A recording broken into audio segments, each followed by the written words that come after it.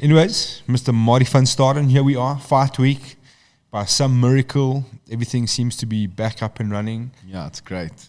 How's things feeling? I mean, you've been and done it all. So how's this one comparing to normal? Yeah, it's been weird, bro. It's like, it feels like I'm not fighting. Mr. said the other day, she's like, doesn't even feel like you're in camp. I said, listen, we train all day, every day. Oops, rookie error, sorry.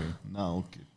And just I don't have to cut weight, so no dieting, no running around. There's no it's a bit different. Ticket sales.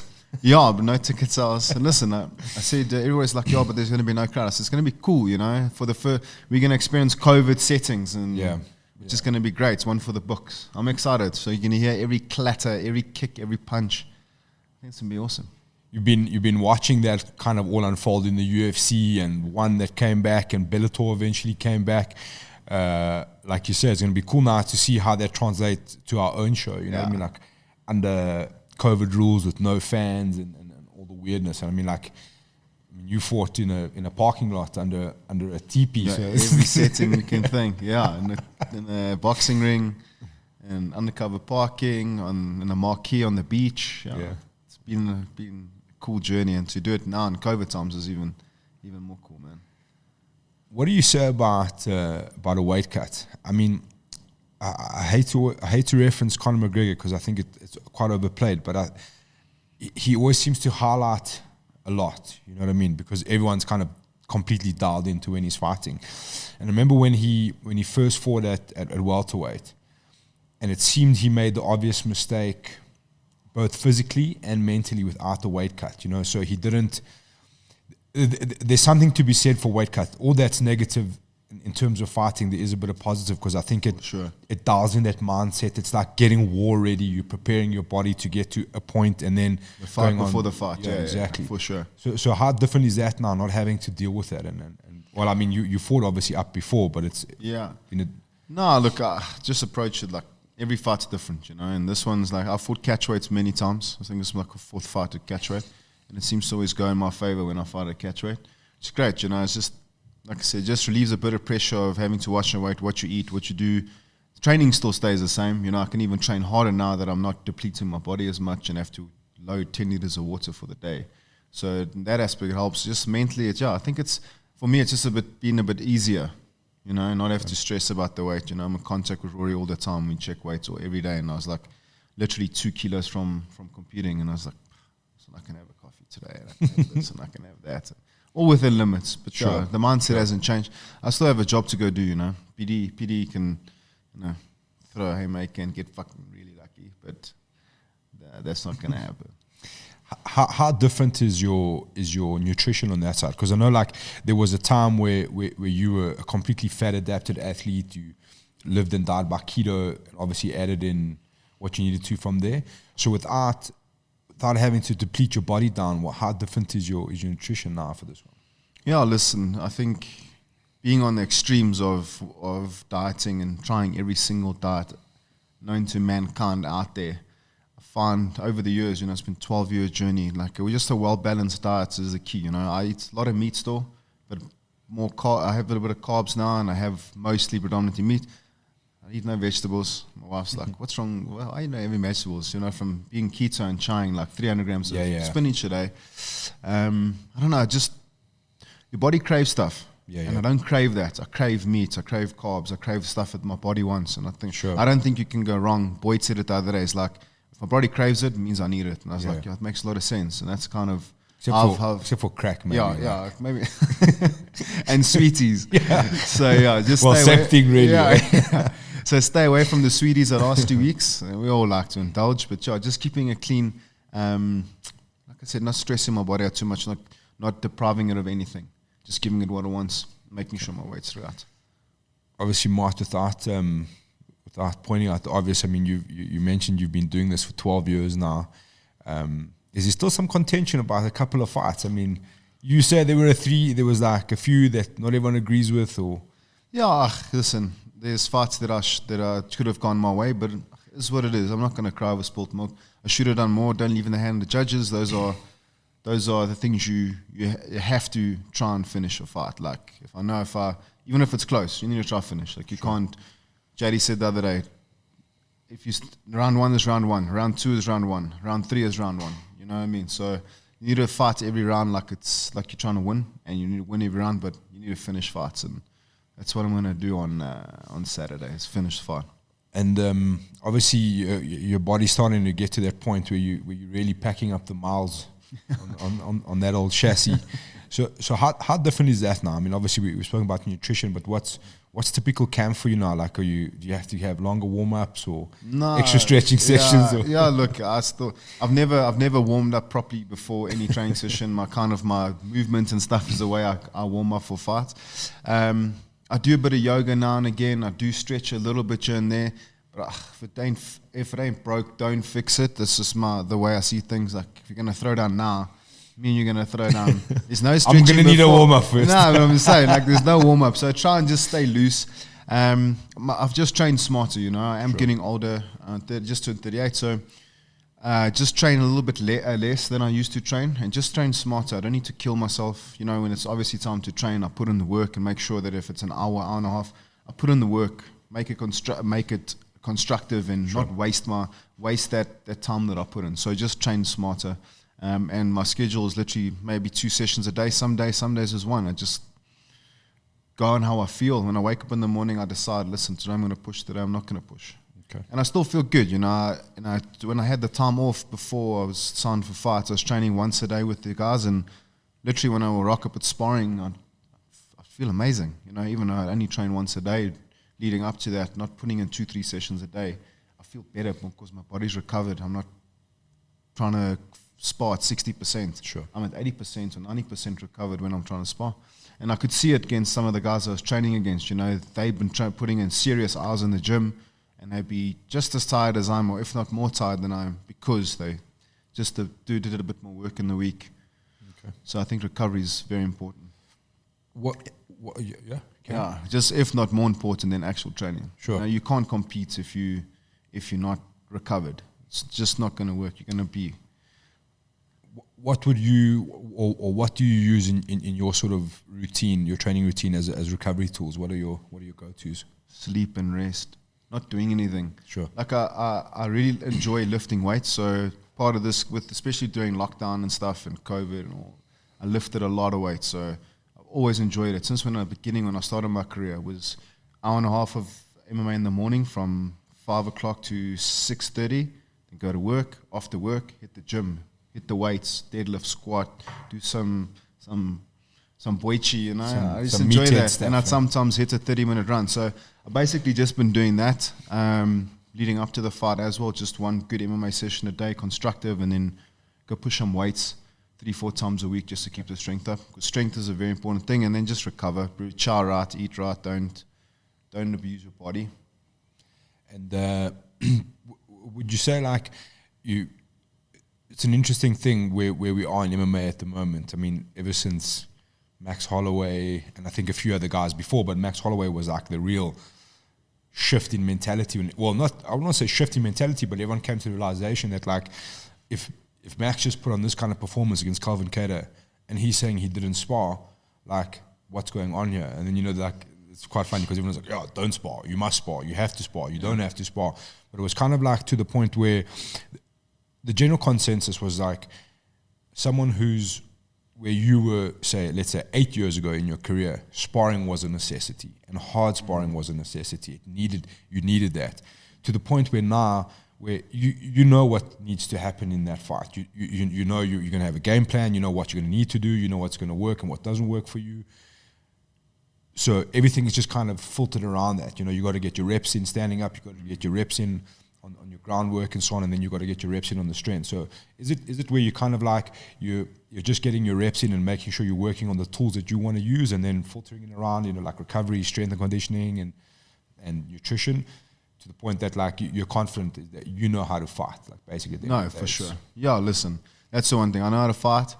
So I like to get stuck and I like sparring, you know. Yeah. For me, it's, you know, when you're throwing a punch technically and you're doing, everything's got a place. You know, if you're simulating and just going through movement, that's one thing. But there's nothing like a live firing special session when you know, hey, Tressel's going to try and clock me, or Chad's going to try to clock me, and that that just heightens your senses to another level. Sure. Where when it's live, you know. And I think it's needed. You can't do it twice a week or there's a session, okay, like twice a month. You're getting stuck in now. You need to actually get that feel. It's like went to a jiu-jitsu competition a couple months back. Grapple in the gym with teammates all the time. Now I'm grappling somebody else. The intensity is a lot higher, so you're more tired. So you want to get that feel for live environment. So there's time and place. I like to get stuck in. Guys know that when they spar with me, like Chatty and Tressel and the bigger guys, we're sparring. Like it's go time. We're gonna not maliciously hurt each other, but when I hit you, I'm gonna tag you, and vice versa. I expect the same because you want to know, hey, I can take a shot. And if a guy's hurt and you then tee off on him, then you're being a bad teammate. True. So all within like boundaries. And it's nice to have guys that you can spar like that with and don't get offended or get irritated or angry with you that you've tagged them. He knows, I made a mistake and I got caught. Sure. So you need to also have that understanding. And Rich is a big, he promotes that a lot. Like find your partner, make sure you guys gel. Some guys can't go together, bro. Sure. There's alpha males, you want to be the boichi and there's no understanding about how to spar with each other and trying to hit each other. Some of the funnest rounds to watch from the sideline is Tressel and Rocky Lunga. They clock. Because you can see it. You like it. It like starts off okay, and somebody gets hit a little bit harder, and then it's just like this escalation, and like everyone's kind of just like on edge to jump in there. Time, boys. Rich, are you watching? Rich, are you watching? Oh man, it's good stuff. You mentioned Rich. Obviously, Rich has his system and the way you do things. So, when do you guys spar at the moment, and what's that like? So we spar on a Wednesday at 3:30. So that's like kind of like the time we all get the rounds in. Sure. And then we used to spar 2-3 times a week. It all just depend on the day, like a Friday, Saturday. But now it's just once a week on a Wednesday, and it's basically just 5 rounds. Or he'll tell you to do a 6 round. Okay. So and then you're done. So you literally come and warm up, and then it's like a fight basically. Okay. So guys have to do their warm-ups before, and then you get stuck in. Unlike me, I don't do it. I just walk. Gloves on.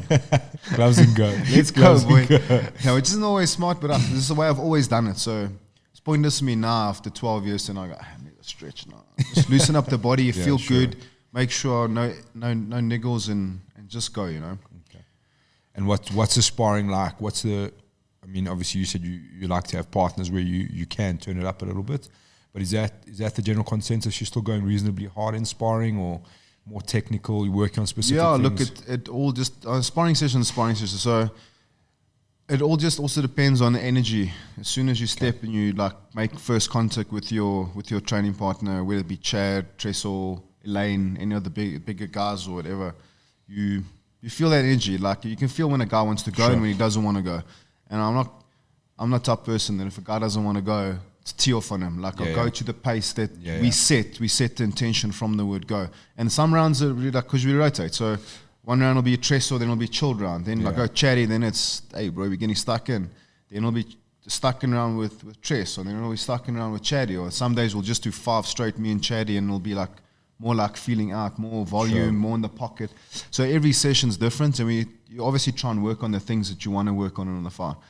Like landing the punches that you want to land and stuff like that. So you set goals for yourself when you spar, and not be malicious. What's it been like? I mean, I've had an injury, so I haven't seen too much of it, but I have seen a little bit. When it's actually quite funny to watch you and Boyd walk onto the same mat. It's almost like a bit of a throwback. The 2 old dogs, back in camp. Yeah, it's been very cool having Boydie back and working together. I go through the Apex some nights, like I'm going there tonight, and I'm going to go do some work with him. It's like having him back in the mix, There was never a divide. It was just like timing and just a situation. Sure. It just didn't gel at that point, and now it's come together, and I'm really excited to have Boydie back, and I'm excited to see him compete back in MMA, having such a long break from it. And the 2 of you out there together to just show that the old boys are not done just yet. No, for sure. There's a Boydie's still young. He was only 32 days. He's just been in the game a long time. But he's still got at least another 8-9 years of good competitive fighting in him, I believe. I've got my foot down. I want to maybe call it quits, but we'll see. But it's lucky to have him there, and he's the fight after me, and I want to go out there and set the tempo for him. He's got a big fight as well. Sure. I wanna literally walk through PD and set the tempo, and he must go and win as well, which he will. And it will show everybody, like, you know, the FFM boys are here to stay. You know, we've dominated the sport in this country for a long time, and we need to remind people. Sure. That's what we're gonna do. You mentioned 40 perhaps is the end of the road, which isn't too far away. Yeah. So two questions there, Mart. It seemed from an outside perspective for some time that the BigAl retirement was quite close for you. Just an assessment that I made. Yeah. It seemed like you were starting to move that direction of sorting out things outside of fighting. And I don't know, you've got a car business, a few other things that you were involved with. It seemed like that movement had kind of started for you, whether it was physically or mentally. How close were you to retiring? Obviously, with all the COVID and stuff, as it kind of happened, and the second part to that is what's motivating you now to be back? Yeah, there was never a moment that it was walking away from fighting. I was always going to compete after COVID. I just had to just move the goalposts a bit. Like, I had started the car business because I needed income. Sure. Like, to be a professional athlete locally is very difficult. Training clients is also very difficult. It's very taxing on your body. It's not like you go to a gym and I tell you guy to pick up a weight. Like, Sure. the guy that wants to train with me wants to hit pads. It's taxing on your joints. Wants to roll. It's all physical stuff. Sure. So now you're training 3 times a day. Now you have to train with a client also 2-3 times a day. You know, you're dead. So I was just like, I needed to do something else. So with the COVID thing and everything happening, I was like, we're not fighting now, so let's shift it and let's set something up for when I retire, because it was actually a blessing. Because if everything went well, 40, okay, what am I doing now afterwards? What is going to be my income? So that's why we started the business with Brad. And it's been a real blessing in disguise. And we're going to go as long as I can. Like, I physically can. I said 40. Who knows? You know, I take care of my body. I feel good. Now that I'm training like this, I fight now because I want to fight. I don't have to fight now because I need to pay the bills anymore. Yeah. Now I'm in a situation where I go, I'm looking forward to that fight. No matter what the pay is, getting in there because I need to. I want to fight, not I need to fight. Sure. So that's the difference. So I think that pressure is off now, that I don't have to worry about money or have to win because X, Y, I need to pay the bills at the end of the month or my sponsors are not going to be happy. Now I get in there and I fight because I enjoy fighting. And I've always, since I started, I fought for free. When I had a full-time job and then I was fighting. Sure. So, and I only fought because I loved fighting and I loved competing. It's not about titles. That man wants to fight me. He says he can beat me. Oh, yeah, let's see if he can beat me. Let's go out there and let's see if he can. So this is how I approach this fight and every other fight going forward. I don't have to worry about paying the bills. Sure. Yeah, it's an interesting dynamic to watch guys like yourself reach that point. You know, like you said, you fought for free. Yeah. You know, you've done it and seen it all. So it's always interesting to hear the motivation. Have you considered? And this what other thing I wanted to say.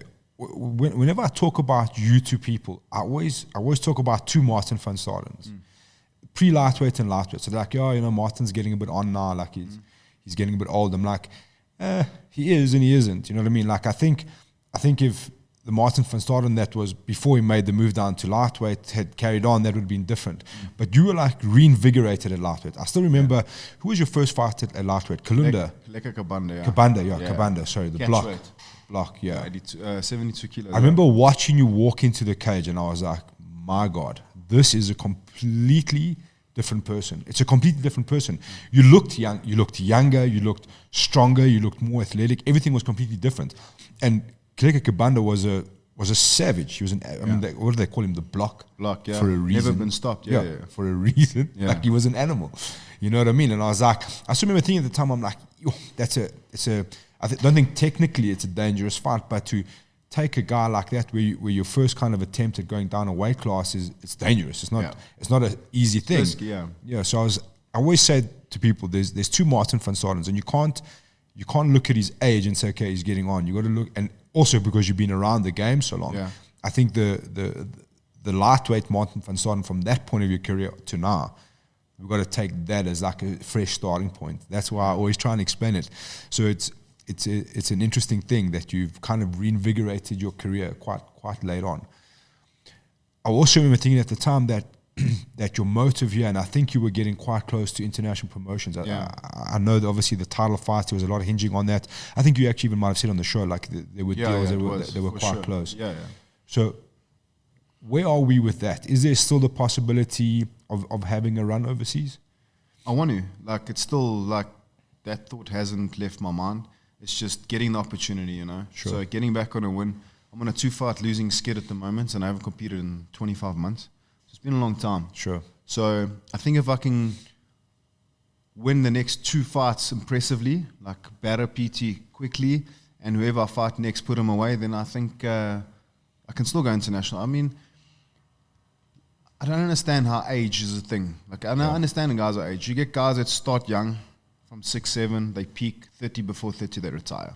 Then you get athletes that start late and they fight until late in their career because of damage. And I believe it's mental. Like, if you mentally tell yourself, hey, I'm getting old now, I'm getting... performance, it's all in the performance, Sure. It's mindset, it's everything has got to do with your mind. And if you can keep your mind strong, body will follow. Yes, we all got injuries. Let me tell you, the kids, like the youngsters, they all carry injuries. It's just how you manage them and how you deal with them Sure. that mitigates your performance and whatever you do going forward. So in my mind, I'm 38 years young in my mind. So I'm going to keep pushing until I'm gutful. And I say, I had enough of this. Now I'm done. So yeah, listen, I'm still as motivated as I've ever been. I'm in a better place mentally and even physically than I've ever been. Like, I feel amazing. You know, I step on the mat every day. I feel good. I want to be there. Where before it was just like, this is graft, bro. Like, going through the motion. Yeah. Sure. Also, on that sort of topic, I mean, it's one of those things, like, you're not, you know, when guys get a bit on in their fight career, you're like, well, you know, the guy's speech is starting to slur, like his face is starting to do weird things, and like I said, you've like rewind the time. It's almost like there's some biohack that you've accessed that we don't know about. You know what I mean? Like you're going the other way. You know, just what I mean? don't get hit, boy. Just keep me in the head, stuck in that and the guys always choosing to adopt a bit of wrestling, so it's for sure. kept you younger, which is quite interesting. What was the negotiation like with the EFC? Obviously, they're in a precarious position, trying to get their head above water. Was there a part of you that wanted to be part of this resurgence? You know, like, you've been around so long, just to be part of almost MMA history in that sense, to be the first show back. Yeah, look, I wanted to come. I was on Graham's case, but there was even rumors of EFC coming back. I phoned him. I was like, bro, just get me on the card. Like, I want to fight. Doesn't matter who, what weight. Just want to roll. You know, Sure. I'm blessed and I'm grateful that I'm part of the first card. I think it's amazing. A lot of people are talking about the event and are excited about the event. And there hasn't been much marketing around it either. And like I said, some of my mates this weekend, hey, the fights. They're like, oh, really? Is there fights this weekend? It's like, yes, bro. Like, get on it. So I'm glad that EFC has made a comeback, and I've been with them for many years, bro. Like almost my entire career. You know, I was supposed to fight EFC 1, and just to be part of this next chapter, it's awesome. You know, I've got shares in the company now. See, UFC have just done it. It's great. You know, like, let's see what happens with it. Let's see if people. I've been telling everybody, hey, buy a bit of shares, bro. What's it gonna cost you? You invest in stuff overseas. UFC is the only platform for South African fighters and African fighters to really compete on. Sure. Like, there's nowhere else. If that's a big point. If they don't have events, where are you going to fight? Think about that. Guys want to fly you over to overseas, you're an amateur. Yeah. Like, you need somewhere. So I think it's really amazing that EFC have come back and made the effort and trying to make it work. And I'm glad I'm a part of that. And two things, they've been, I spoke to Kara, they've been very honest about what they're trying to do. It's not like they're trying to hoodwink anybody. You know, they're like, look, we are obviously strapped for cash. This is a good way for us to get some income, and at the same time to create an opportunity that you've never seen before for you to invest in a sport that you love. And like you say, the only platform available on this continent. That being said, what I'm saying, readily accessible. You know, I think at the moment there's a lot of amateurs that are in danger of falling lure to these sort of promotions that are coming in and out of Africa. You know, 1 in 1 out, and then going against some guys it's really working for. But as an amateur, if you think that you're going to bypass the EFC and go earn dollars with say the likes of Brave. It's not No, that route isn't clear. No. You know what I mean? It's not, and I think a lot of guys And are. it's a tough route. Yeah, it's Like very they're going to tough, set you up against guys that are experienced. Yeah, 100%. You're coming off 100%. 6 or 7 amateur fights. Fighting a pro fight's a little bit different than fighting an amateur fight for sure. I think if you take Brave as an example, and I'm not throwing shade at Brave in any way or facet. If you take a guy like Mzwandile Klongwa, who's become this massive marketing experience, he keeps winning, you know, and this viral knockout, and he's marketable from their promotion, and then he's getting so far, and he was supposed to fight Rizam Shiziev, who's like this 80cc vet who tore through Brendan Lazar. Okay, he took it on late notice, but still, that fight is always going one way. You know what I mean? For sure. So you're taking like one of the best European grapplers in that weight division and putting him against like this great striker. You know it's going to be a tough night for him. Like that's how they operate. You know what I mean? It's never going to be. I don't think any fights actually. They're not grooming you or looking out for you. They just want to put on a fight. 100%. And even in the UFC, that's. It's not boxing. This is a different sport. We're gonna find out who you are. You can fight. Okay, we'll give you this guy. So where I'm going with that, I think it's like there's a way cleaner route to get onto the EFC, get onto a couple of prelims, see if you can like work on your marketing value, work on all of that sort of stuff, win in style, work on speaking on the mic and what the things you want to say, and like get onto a main card, you know, get a few fights, become big, and then you can move from there. I think there's a lot of that, you know, like I spend a lot of time speaking to the amateurs, and like no one ever says that, but I'm kind of starting to pick up on that vibe, you know. Everyone's like, yeah, you know, I want to earn dollars. I'm like, yeah, dude, we all want to earn dollars. For sure. We all want to earn dollars. Welcome dude. to the club, boy. There's a queue here. We all want to earn the dollars, my man. You know? Almost 40 fights in, I'm still trying to earn dollars, boy. So yeah, it's an interesting landscape, and I remember actually saying this to Cairo when we spoke. I was like, there was that sort of dawning realization during the lockdown. Was like, what if UFC doesn't come back? What the fuck happens then? No, what do we do? Yeah, I was also thinking like, yes, what are we gonna do? Like, yeah, guys will not. Promotions are not flying South Africans over and paying 3 times the amount of play. You've got 1,000 fighters there that can step in and take a fight. Sure. Like you're not special. No, and nobody feels sorry for you. No, 100%. Like you gotta literally really make a really big statement or be a superstar for them to do that. Yeah, 100%. And the UFC are giving the guys platform. Look how many guys have gone from EFC to UFC, won championship. Sure. Like it's an amazing platform for guys to elevate themselves and to get to overseas promotions. And let's just play their cards right and just manage themselves properly, and they can do it. Sure. We were having this brief conversation off air on like the way guys go about their business here in the fight game locally, and it's for whatever reason we've fighters coming up have always got like this. You could go look now and see a pile of them, like a guy posting on Facebook, hey, I've got a fight coming up, anybody wants to sponsor me? I'm like, Jesus Christ, guys. This is 101 on how you will not get a sponsor. You know what I mean? Like, let's get a little bit more involved here. Like you were saying, your sponsors are investing in you. You know what I mean? It's not about putting their logo on your shorts and having a cool banner in the background. Like, those things are all cool because, like, you know, they can maybe sit and say, oh, check, this is the banner from when we sponsored Martin van Staden in their office, and like cool memorabilia, but it's, in terms of brand value, it's not going to bring anything to those people spending that money. You know what I mean? No, like, it's, no, for sure. So what would you say, Mart, like just a tip or advice for younger fighters in terms of creating a brand for yourself here locally, and what sort of mindset? Like we mentioned overseas, I think a big thing is for guys to understand the platform that's in front of them and how big it is, but if you want to really go far, you've got to capitalize on that. You've got to make money as much as you can, get into a position where you start to become seen overseas, for example. You know, like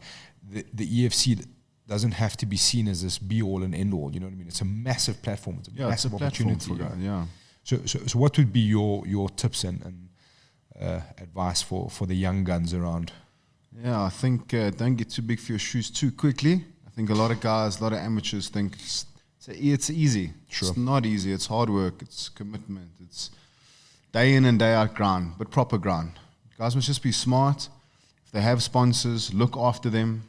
You know, know, my sponsors, IEP and 4Arts, they're my friends. Yeah. They're my family, you know. They come to my wedding, go to family, like they've really become my family. Sure. And not just sponsors, you know. Yeah. They saw the vision and they backed me from day one, win or lose. And I think it's hard to find sponsors like that. I'll be honest, like I've had a lot of sponsors in my career. As soon as you lose, guys are like, disappear. oh, like, and it's just, I don't know what it is with South African guys. They don't really see that. They just want the quick exposure or the quick this.